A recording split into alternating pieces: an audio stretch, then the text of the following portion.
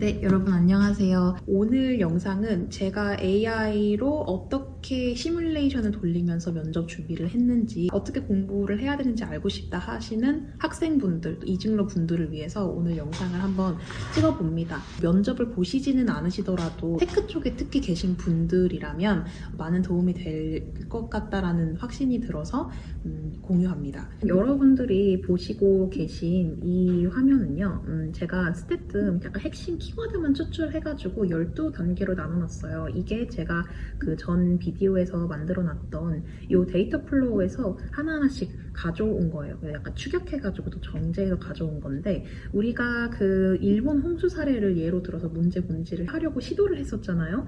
그거를 조금 쉬운 단어로 풀어서 제가 하나씩 이제 설명을 드려볼게요. 제가 퍼플렉시티한테 이 추상적인 문제가 있는데 이거를 가지고 너는 어떻게 접근할지 궁금해. 너의 생각을 한번 시각화해봐 라고 했더니 보여준 도표가 바로 이거였어요. 이거를 읽었을 때는 추상적이긴 하지만 여기서 얻을 수 있었던 힌트는 지금 이 AI가 생각하기에는 데이터가 이 카테고리, 4가지 카테고리로 나눠질 수가 있겠구나. 그러니까 이 카테고리 내에서 데이터들을 찾아낼 수 있다는 거죠. 재난 예측 대시보드를 만든다는 것은 결국 일본의 그 지역에 있는 인프라와 자연재해, 홍수를 중간에서 중재하는 하나의 미디에이터 역할을 하는 프로덕트를 만드는 것이 목표겠다. 처음부터 시작을 해볼게요. 우선은 문제 정의를 할 때 정말 쉬운 것부터 생각을 하는 게 좋겠죠. 그래서 1단계로는 진짜 문제가 뭔지, 진짜 문제가 뭐야, 우리가 해결하려는 게 뭐야, 우리가 해결하고자 하는 건 그때 저번 비디오에서 말을 했던 게 뭐였냐면, 홍수가 언제 올지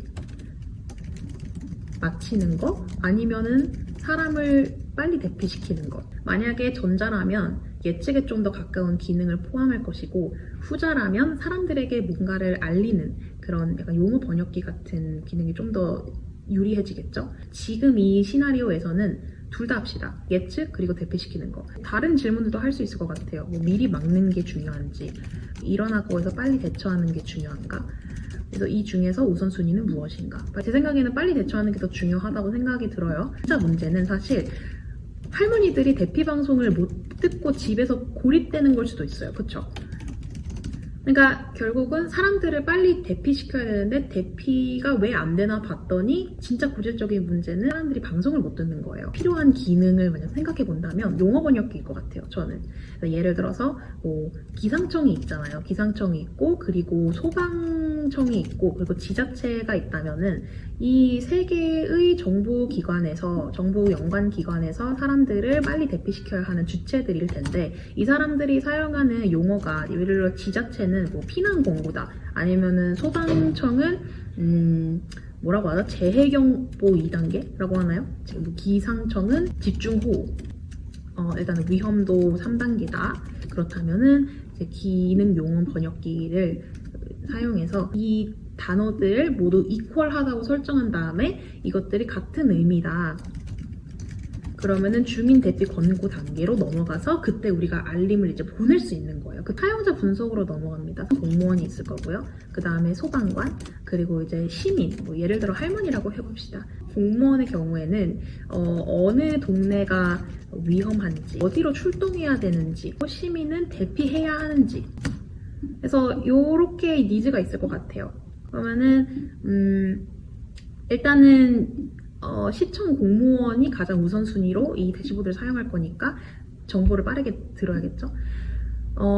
그래서 이 사람들이 원하는 게 있으면은, 그러면 이 절대 싫어하는 것까지 더 들어갈 수 있을 것 같아요. 이게 애매한 정보라든지 복잡한 화면은 싫어하실 거예요. 시청 공무원분들은. 소방관분들은 시스템 느린 거, 그리고 정보 부정확한 거, 그리고 시민들은 전문 용어 싫어할 거고 너무 많은 정보도 싫어할 거예요. 여기서 우리가 얻을 수 있는 인사이트는 맞춤 알림을 설정해야겠다. 즉시 대피 필요, 누구누구, 몇 명, 어느 지역, 그리고 이제 이런 식으로 이제 시청 공무원이라면은 특정한 인원이 뜰 수도 있겠죠. 인원 A, 몇 살, 어디 구역, 201호 이런 식으로 쓸 수 있겠고, 연락을 한다 그러면은 연락 완료, 아니면은 대피 준비 중, 그리고 뭐 박 누구누구 인원 A 뭐 똑같이 몇 살 어디 구역 202호 연락 투절 확인 필요 이런 식으로 이제 맞춤 알림 메모를 만들어낼 수 있을 것 같아요. 이 시청 공무원을 위해서. 그러면 얘를 이렇게 따로 가져갈까요? 행사를 가르는 질문들을 제가 가지고 와봤어요. 이렇게 얼마나 심각한 거야? 몇 명의 대피소가 있어야 돼? 그러니까 지금 가장 위험한 곳이 어디야?가 가장 중요할 것 같아요. 그래서 이것들에 맞춰서 좀 얘기를 하다 보면은 원하는 기능을 생각해 봤을 때 관계의 마법이라고 저는 이름을 붙였는데요. 여기서 이제 위험도 분석을 할 수 있겠죠. 이 가르는 질문들에 답변을 하는 그 프로덕트가 있어야 되니까 위험도 분석. 그래서 강수량 50mm, 뭐 하천수위 2.0m, 그래서 뭐 침수 위험은 얼마나 되는지, 중간 뭐 A 구역 주의, 그리고 또 위험 점수가 또 있을 거고. 그 다음에 뭐 1시간 후 예상이 있을 거고 1시간 후 예상이 예를 들어서 위험 점수가 75점 만점에 100점인데 1시간 후 예상이 85점 만점에 100점이다. 그러면은 이제 여기에다가 이모티콘이 붙일 수 있겠죠? 위험 이모티콘. 그쵸? 그 다음에 이제 AI 판단 근거가 들어갈 수도 있을 거고. 근데 이제 이거는 저는 제 생각에 여기까지가 그 가장 이상적일 것 같아요. 그래서 이걸 통해서 여기 이제 올릴게요. 한 번에서 얻어낸 거. 실행 계획 한번 들어가 볼까요? 2주 안에 뭘 할 수 있는지 그 체크할 것 같아요. 기상청에서 2주 안에는 이런 데이터 가져다 쓰는 게 뭐 기상청에 나오는 거, 구글맵 같은 기존 지도, 그리고 간단한 위험도 계산, 그리고 알고리즘 생성하거나 센서 요것들은 사실은 지금 급한 게 아니기 때문에 완전히 포기하고 가져가야 된다. 그래서 현실적인 목표는 완전한 시스템보다는 지금 당장 쓸 수 있는 것보다 배포하고 나중에 통합하자였거든요. 온톨로지 연결을 여기서 만약에 한다 그러면은 실시간 수집, 이게 바로 제 1 우선순위일 것 같아요. 실시간 수집이 그래서 기상청 API로 이제 5분마다 자동으로 연결되는 데이터를 활용하는 거. 이 데이터를 가지고 실시간 기상 현황. 그래서 여기서 강수량 뭐 2분 전에는 45mm가 왔었고 뭐 이런 식으로, 그리고 뭐 풍속, 뭐 데이터 품질 이런 식으로 데이터들을 다 가지고 와서 한눈에 그냥 알아볼 수만 있도록 뭐 실시간 수집을요 3D로도 바꿀 수 있어요. 그쵸? 3D 지형 분석으로도 얘를 업데이트할 수 있다고 저는 생각해요. 실제로 해본 적은 없지만 개발자분들이 하실 수 있을 거예요. 저희가 시간이 없으니까 제가 나머지는 그 챗GPT랑 좀 티티카카 해서 가지고 왔는데요. 일단은 우선순위 같은 경우는 지금 당장 효과 볼 수 있는 것이 무엇인가 라는 질문에서 시작된 사항들을 적어놨고, 골든타임을 노린다. 그래서 0.3초 만에 담당자에게 이제 자동 알림을 보낼 수 있는 그런 시스템이었으면 좋겠어요. 그러면 이제 골든타임, 일단 첫 번째로는 긴급 위험. 그래서 A 구역 위험도, 뭐 레벨 3 감지, 뭐 확인, 뭐 현장 연결, 뭐 보고서 쓰기 이런 식으로 시청 공무원이라면은 여러 가지를 하고 싶겠죠. 여기에 관련해서 이 기능 안에 그러한 기능을 넣으면 되고, 뭐 응답 시간이라든지 목표 시간도 넣을 수 있을 것 같아. 응답 시간이라는 거는 3분 12초, 그리고 뭐 목표 시간이라는 거는 뭐 5분 이내 이런 식으로 제 생각에는 골든타임이라는 화면 또한 넣어서 배포할 수 있을 것 같고요. 자, 얘를 그러면 제가 여기다 또 넣겠습니다. 성공 측정은 당장 확인할 수 있는 거, 이것이 속도인가 아니면 정확도인가 사용률인가 이런 것들을 같이 정의하겠고요. 시스템 구조는 최소한으로 만들 때 최대의 효과를 내려면 무엇을 해야 하는가. 테스트 전략 같은 경우는 가장 먼저 물어야 될 질문은 가장 빠르게 검증할 수 있는 곳이 어디인가. 파일럿 지역을 선정할 때 뭐 홍수가 자주 나는 곳, 지자체가 적극적으로 도와줄 곳, 데이터가 구하기 쉬운 곳, 이렇게 가져갈 수 있을 것 같고, 확장 로드맵은 어떻게 전국으로 확산할까?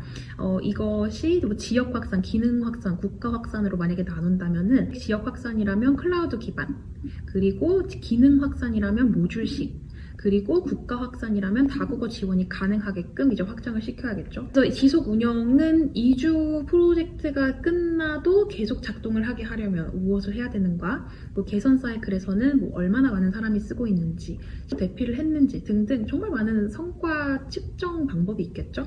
그래서 여기서 이 프로세스마다 각 단계에서 필요한 것들이 보이니까 그럼 이런 기능이 필요하겠다라고 매칭시키는 그 작업 자체는 전혀 어렵지 않아요. 실제 면접 때는 구체적으로는 얘기할 수 없지만 하이 레벨 선에서 얘기할 수 있거든요. 안에 어떤 기능이 들어가야 하는지는 면접관이랑 또 대화를 해봐야 되는 거죠. 나머지 기능들이 더 있어요. 제 노트에 있는데 이것들을 그냥 이제 다 긁어 모아서 저는 퍼플렉시티나 혹은 클로드한테 얘네들을 이 기능들에 필요한 시스템적으로 얘네들을 엮어달라고, 그러니까 데이터 온톨로지 모델링 하는 것처럼 엮어달라고 부탁을 했더니 처음에는 백엔드랑 프론트엔드 코드부터 짜주는 거예요. 그래서 우리는 거기까지 할 시간이 없으니까 12가지 단계에서 찾아낸 기능들을 구현해주는 코드를 각각 만들어줘 라고 요청을 했더니 코드를 만들어줬고, 그거를 제가 클로드에서 가져와서 시각화를 해달라고 요청을 했어요. 근데 우리는 지금 시뮬레이션을 하는 단계니까 이렇게까지 보고 이제 이 대시보드를 저는 개인적으로 좀 더 넘어가서 고도화시키고 싶어요.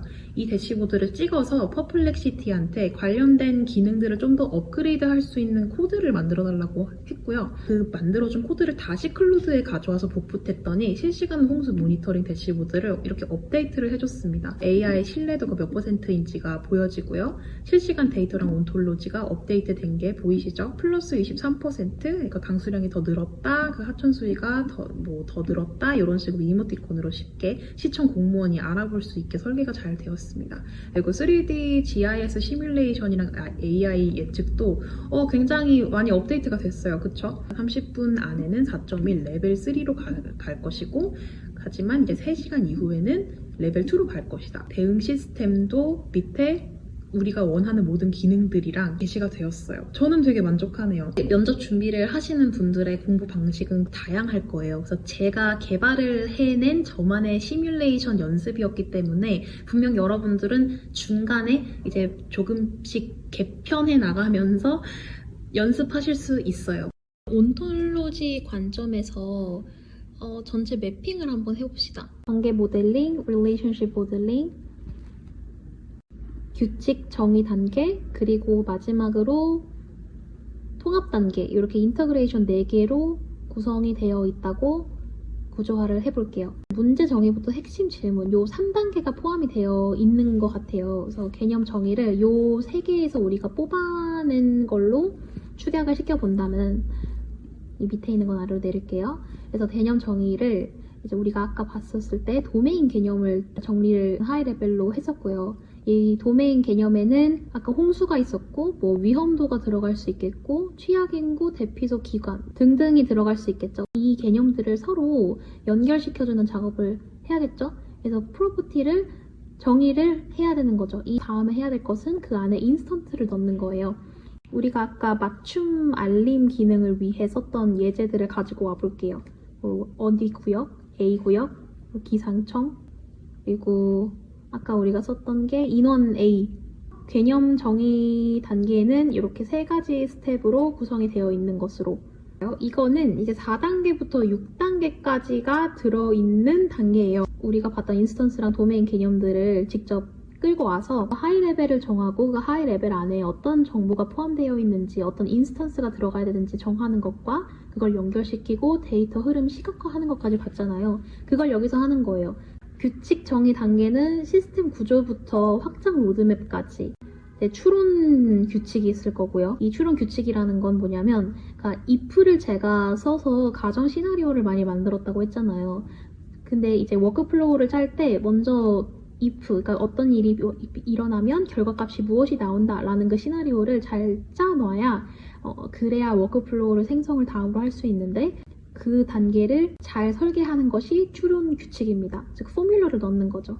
그 다음에 워크플로우스 이후에 와야 될 것이 장애물이라고 하기엔 또 제약 조건, 그 다음에 통합 단계가 올 것 같습니다.